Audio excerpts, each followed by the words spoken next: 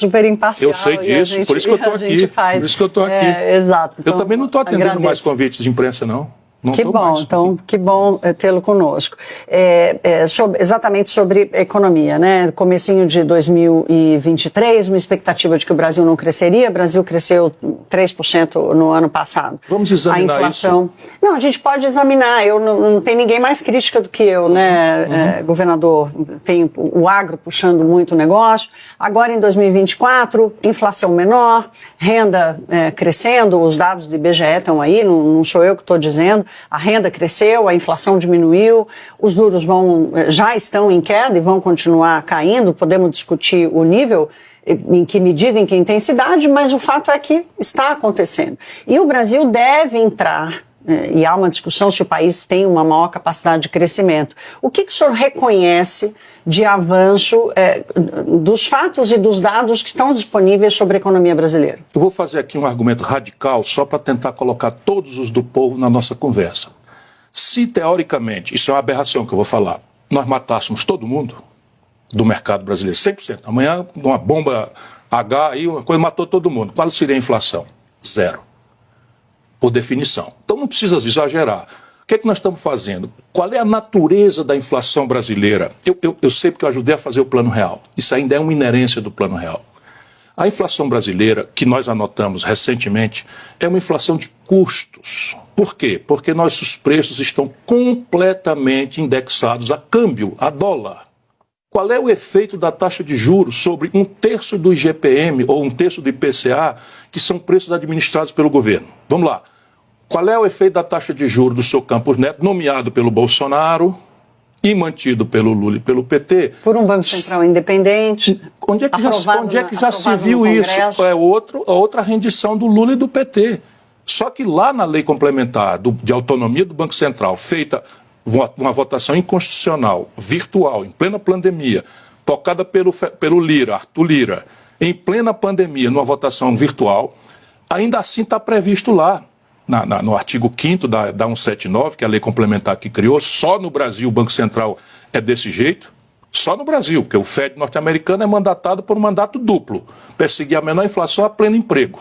Mas o do Brasil também. Não é. O único mandato do Banco Central brasileiro é perseguir a menor inflação, ponto. Aí ele diz que, se possível, dá uma olhada no nível de atividade econômica. Isso não existe em nenhum lugar do mundo, nenhum lugar do mundo. E foi feito para prevenir uma eventual chegada minha no poder. Por quê? Como é que se imagina um Banco Central que faz política monetária com títulos do Tesouro? Ele não faz política monetária com títulos do Banco Central. Ele faz política monetária com o dinheiro dos impostos do povo brasileiro. E o dono, o chefe do povo do Tesouro, não tem ingerência. Mas está lá previsto, no artigo 5º, que o Conselho Monetário Nacional pode pedir a mudança da direção do banco. O Lula não fez isso. Sabe quem é o Conselho Monetário Nacional? A Haddad, a ministra do Planejamento e o presidente do Banco Central. Então vamos lá, o que está errado na economia brasileira? Você tem, primeiro, uma fração importante dos índices de preço no Brasil são preços administrados pelo governo, que os americanos não sabem o que é isso. Chicago não entende o que é isso, vai me perdoar. Chicago não sabe que a Petrobras resolve fazer seu preço. E qual é o efeito da taxa de juros, pelo amor de Deus, Thaís, sobre um preço que o governo faz? Então a Enel, agência cooptada pelo setor elétrico, que está de cabeça para baixo, para usar a expressão do próprio presidente do administrador do sistema, do ONS, também a Enel dá 35% de tarifa no Ceará, e o Banco Central anota isso, um efeito disso no IPCA. Qual é o efeito disso da taxa de juros? Aí depois você tem um preço de commodities globalmente inflados pelas tensões da Ucrânia. Pelo amor de Deus, me explique qual é o efeito da taxa de juros sobre um preço de soja que subiu na Bolsa de Chicago. Você não percebe a grosseira fraude que está aí? Se a gente quiser discutir verdadeiramente o assunto... Mas isso é explicitamente, né? Não é, porque a lógica de taxa de juros baixar a inflação é quando você tem uma inflação de demanda. Ou seja, eu tenho mais gente podendo e querendo comprar do que oferta de produtos. Sabe qual é a taxa de ociosidade da indústria brasileira há 20 anos? Entre 20% e 15%.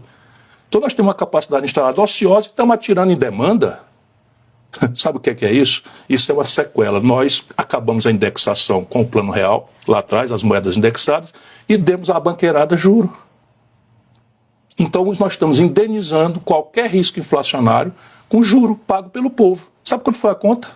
no primeiro ano do governo Lula, recorde histórico de 718 bilhões de reais de juro.